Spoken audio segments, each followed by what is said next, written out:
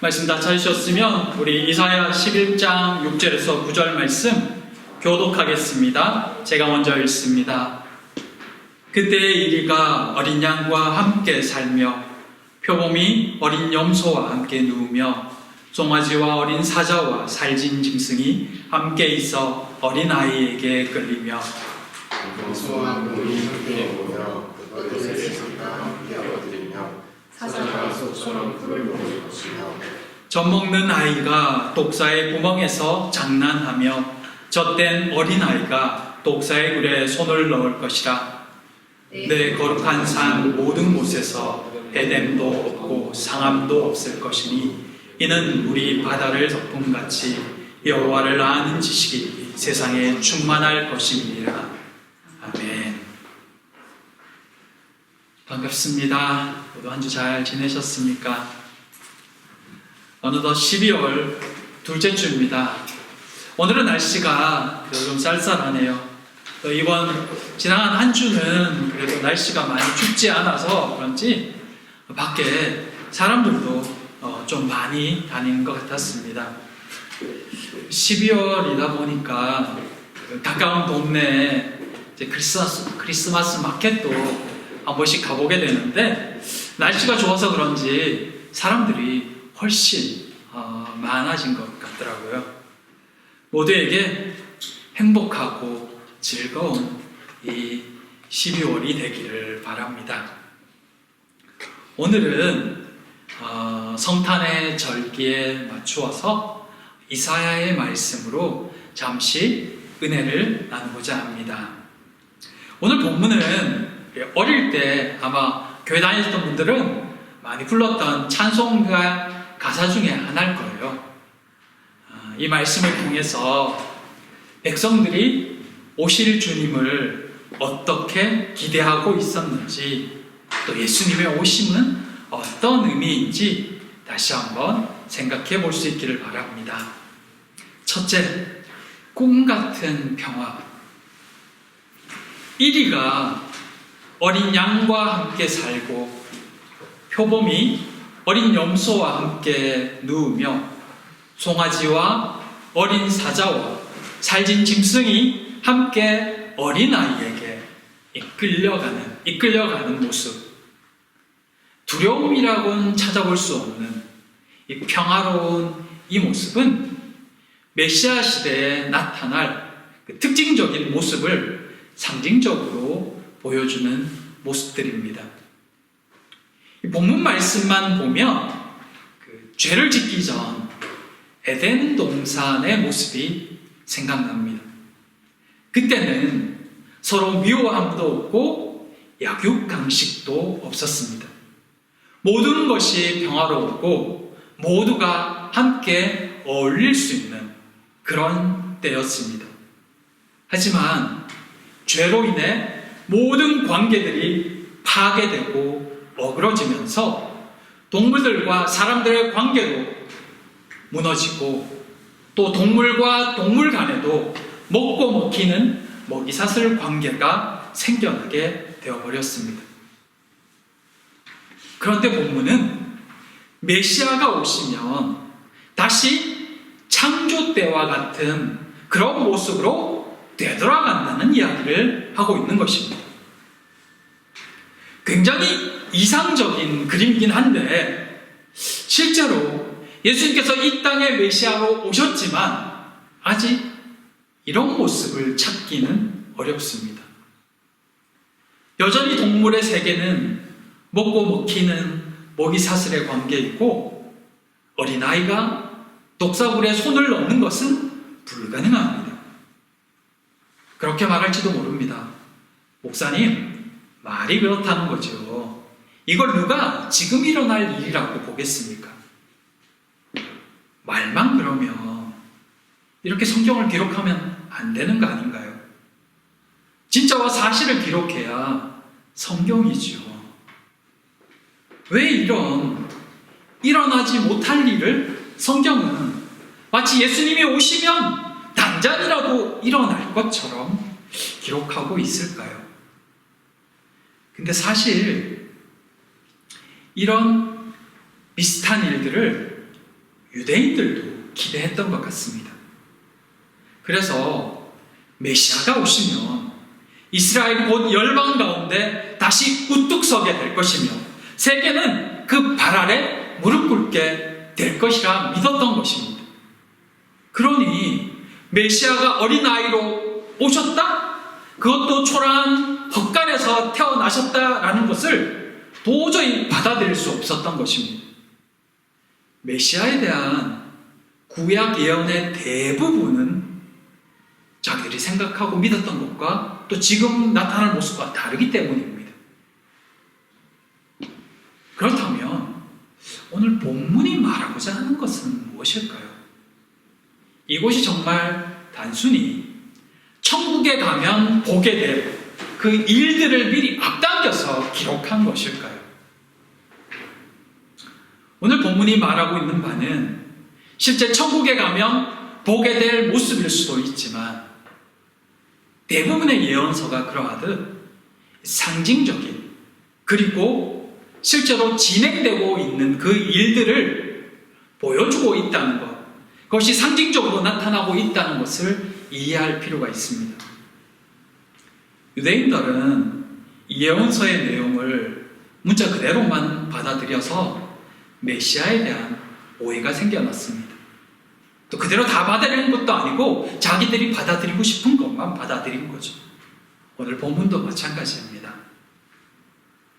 물론 천국에서는 이런 모습이 나타나겠지만 이것은 단순히 훗날 천국에서의 모습만이 아니라 실제 메시아를 통해서 이 땅에서도 일어나게 될 모습을 상징적으로 보여주고 있다는 것입니다.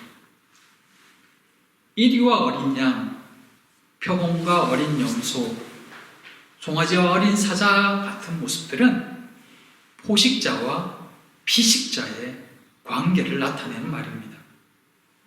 이 약육강식의 세계를 그림으로 보여주고 있는 거죠. 근데 다른 것은 이 포식자와 피식자가 함께 공존한다는 것입니다. 이건 뭘 의미하냐면 궁극적인 평화의 시대가 시작되었다는 뜻입니다. 예수 그리스도로 인하여 이 땅에 진정한 평화가 시작되었다는 뜻이죠.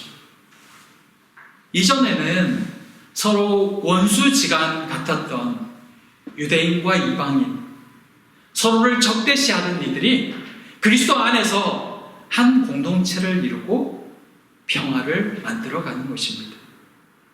그리고 실제로 그런 일들이 예루살렘 교회 공동체 안에 그리고 각지에 흩어져 있는 교회 공동체 안에서 일어났습니다. 유대인과 이방인이 함께 예수를 높이고 하나님을 찬양하는 모습이 이루어지고 있었던 것입니다. 많은 이들이 그토록 외치는 한 몸, 한 공동체, 그것은 모두가 그리스도 예수 안에 있을 때 가능한 일입니다.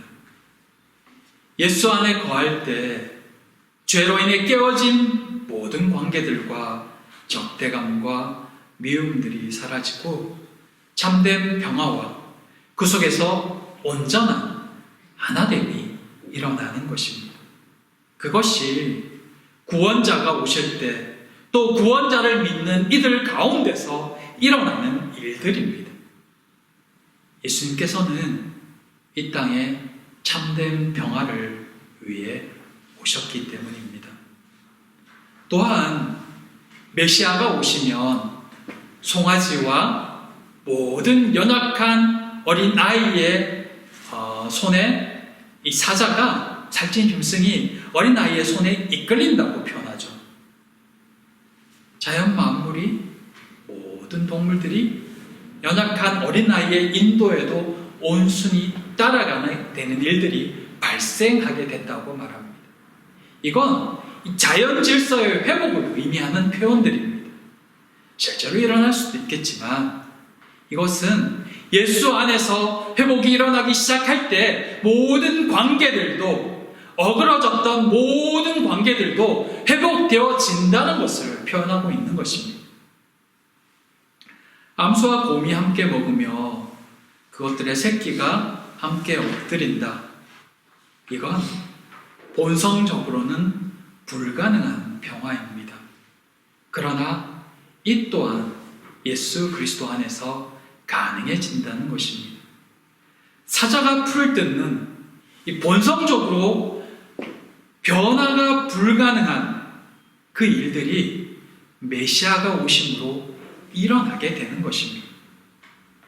이것은 그 본질적인 죄의 영향력이 상실된다는 의미를 나타내고 있는 그림입니다.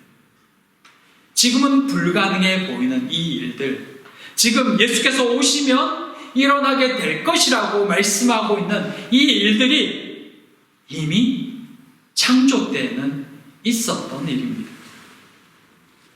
노아 홍수 때도 많은 짐승들이 방주 안에 있었으나 그들은 평화했습니다. 구원의 역사가 일어날 때 어떤 일들이 일어날지를 노아의 방주가 먼저 보여주었고 오늘 본문이 그것을 다시 증거하고 있다는 것입니다. 1차 세계대전이 일어난 지 몇 달 후인 1914년 영국군, 프랑스군, 이 벨기에군을 비롯한 연합군과 독일군이 서로 지척에서 대치하고 있었습니다. 그 전쟁 중에 첫 번째 크리스마스를 맞이하게 됩니다. 전쟁이 한창이던 그때 크리스마스 이브 독일군 참호에서 먼저 크리스마스 캐롤이 울려 퍼지기 시작하였고 이에 연합군 측에서도 캐롤로 화답하는 일이 발생했습니다. 곧이어 병사들이 참호 밖에 무인지대로 걸어 나와서 서로 만났습니다.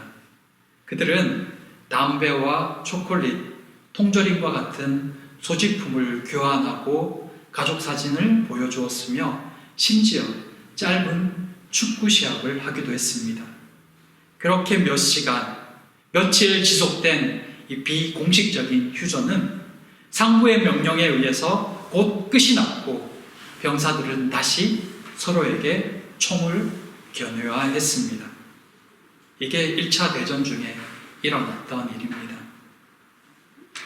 짧은 시간, 한순간으로 그친 사건이었지만 이 사건은 성탄의 의미를 새롭게 생각나게 하는 사건이었습니다.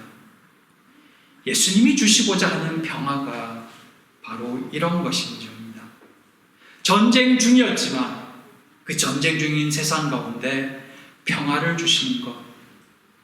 비록 짧은 시간이었지만 사람들은 주께서 주시는 평화가 어떻게 불가능한 일을 가능한 일로 만드는지 경험케 되는 시간이었다는 것입니다. 독사굴의 어린아이가 손을 넣고 장난쳐도 안전하다라는 이 말씀은 메시아가 오신다는 것이 어떤 의미인지를 단적으로 보여주는 모습입니다. 뱀은 사단의 형상화입니다. 그런데 젖을 막 뗀 어린아이가 독사의 굴에 손을 넣고 장난쳐도 안전하다는 것입니다. 악이 전혀 손댈 수 없는 상황, 어린아이가 보호받는 시대, 그것이 바로 메시아 시대라고 말하고 있는 것입니다. 이전에도 하나님은 당신의 백성들을 보호하셨지만 메시아는 모든 믿는 자들을 보호하시며 안전을 보장하십니다. 가장 순수하고 연약한 존재가 악의 군원으로부터 안전하다는 것은 그리스도께서 사탄의 권세를 파괴하셨음을 보여주는 상징적인 모습이며 이것은 곧 성도가 악의 공격으로부터 보호받는 종말론적인 안전을 보여주는 모습인 것입니다. 문제없는 이 땅의 삶이 아니라 우리의 영혼을 지키사 그 어떤 악한 곳으로부터 상하지 않도록 지키신다는 것입니다. 메시아께서 이것을 위해 이 땅에 오신 것입니다. 본문의 이 모습은 천국에서 일어날 모습이기도 하지만 실제로 예수께서 이 땅에 오심으로 인해 이 땅에서 일어나고 있는 일들을 상징적으로 보여주고 있는 모습이라는 뜻입니다.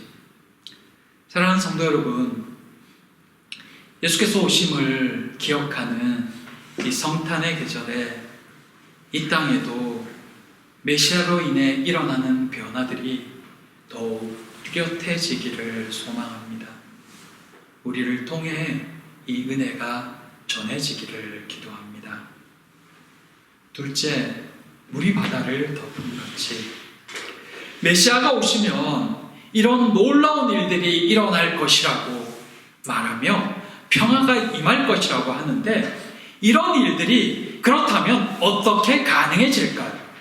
메시아가 오시면 어떻게 이런 일들이 가능해질까? 그 대답을 하고 있는 것이 9절입니다. 내 거룩한 산 모든 곳에서 해됨도 없고 상함도 없을 것입니다. 이 거룩한 산은 단순히 예루살렘 시온 산만이 아니라 하나님의 통치가 임하는 영역 전체, 꼭 하나님의 주권이 미치는 모든 것을 의미합니다. 그곳은 여호와를 아는 지식으로 충만한 곳입니다. 물론 세상은 하나님의 것이며 하나님이 통치하시는 곳입니다. 하지만 아직 하나님의 통치를 모두가 인격적으로, 영적으로 온전히 받아들이지는 않습니다. 몰라서 거부하고 알면서 모른 채 하기도 합니다. 그런 그들을 위해 예수께서 오셨습니다. 예수께서는 하나님의 나라가 이미 임했다고 말씀하셨습니다. 그것을 이 귀신을 쫓아내시고 연약한 자를 고치심으로 증명하셨습니다. 그걸 그렇다면 누가 이해할 수 있을까요? 누가 이 말씀을 알아들을 수 있을까요? 하나님과 인격적 교제가 있는 사람들이 압니다.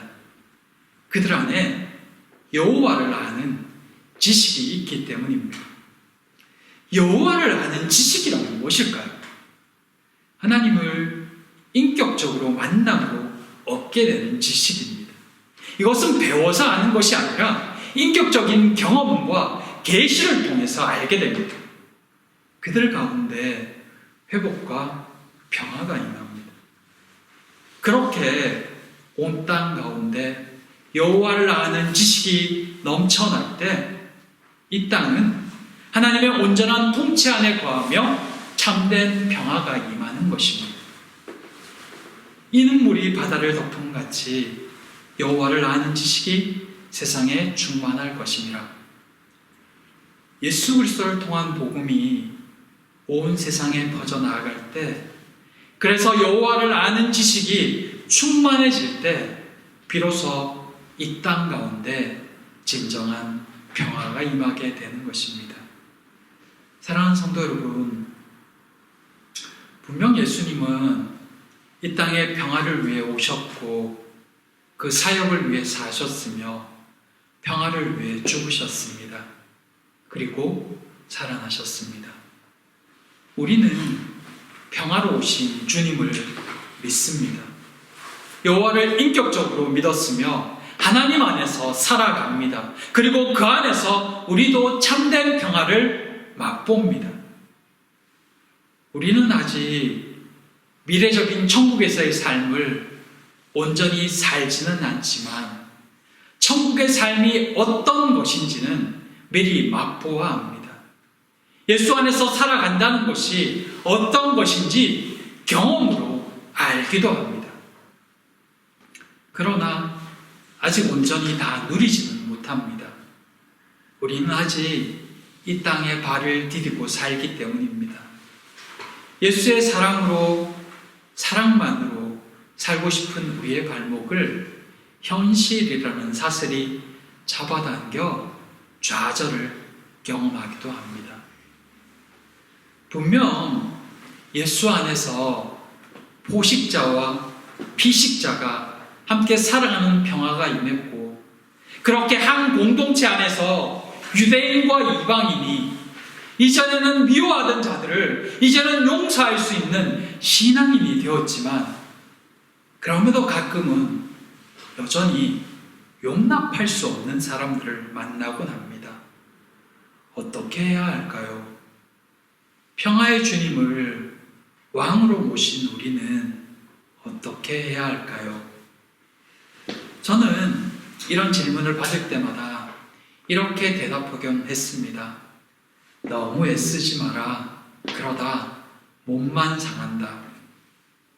근데 가끔은 너무 애쓰지 않는 것은 아닐까 하는 생각이 들기도 합니다. 주님께 나아가 믿음을, 사랑을 주시기를 구하는 것마저 너무 애쓰지 않고 있는 것은 아닐까? 신앙인으로 살려고 발버둥 치는 것까지 너무 애쓰지 않고 살아가고 있는 것은 아닌지, 게으른 신앙인이 되고 있지는 않은지. 사랑하는 성도 여러분, 오늘은 이렇게 전하고 싶습니다. 주님이 평화의 왕으로 이미 오셨고 우리 안에 거하심에 우리도 평화의 왕을 의지하여 조금 더 용서할 수 있기를, 사랑할 수 있기를 애쓰는 이 성탄의 계절이 되기를 바랍니다. 내 힘만으로 하려다가는 분명 쓰러지고 상처 있겠지만, 주님을 의지하여 주님의 도우심을 구하며 믿음의 용기를 내어 손을 내민다면 주께서도 우리의 애씀을 긍휼히 여겨주시리라 믿습니다. 우리의 힘만으로는 상처밖에 남을 수 없지만 그 애씀의 주체가 주님이 된다면 그 애씀도 우리에게 상처가 되지 않을 줄 믿습니다. 사랑하는 성도 여러분, 이리가 어린 양과 함께 살듯이 우리 안에 여전히 남아있는 이리 같은 본성이 변화되어 예수님께 순종할 수 있기를, 그렇게 평화를 전하는 자로 살 수 있게 되기를 바랍니다. 온 땅에 성탄의 종소리가 울리고 사람들의 입에서 크리스마스의 즐거움이 서로에게 전해지듯이, 그렇게 하나님을 아는 지식도 사람들 가운데 점점 더 많아지고 풍성해지고 충만해지기를, 그 일을 위해 기도하고 또 쓰임받는 사랑하는 우리 모든 성도들 되기를 진심으로 축복하고 기도합니다. 기도하겠습니다.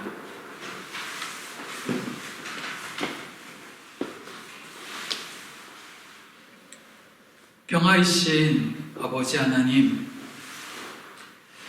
평화의 왕으로 예수 그리스도를 이 땅에 보내주심에 감사를 드립니다. 한 짧은 순간이었지만 전쟁의 포성마저 멈추게 했던 그때의 성탄절처럼 이 땅에 참된 평화가 임하기를 소망합니다. 성탄절을 맞이하는 모든 사람들 가운데 주님의 평화가 임하기를 기도합니다. 하나님, 이 땅을 불쌍히 여기사 주 안에서 평화하게 하여 주시옵소서. 하나님을 아는 지식이 이 땅 가운데 더욱 충만해지기를 바라오며 예수님 이름으로 기도드립니다. 아멘.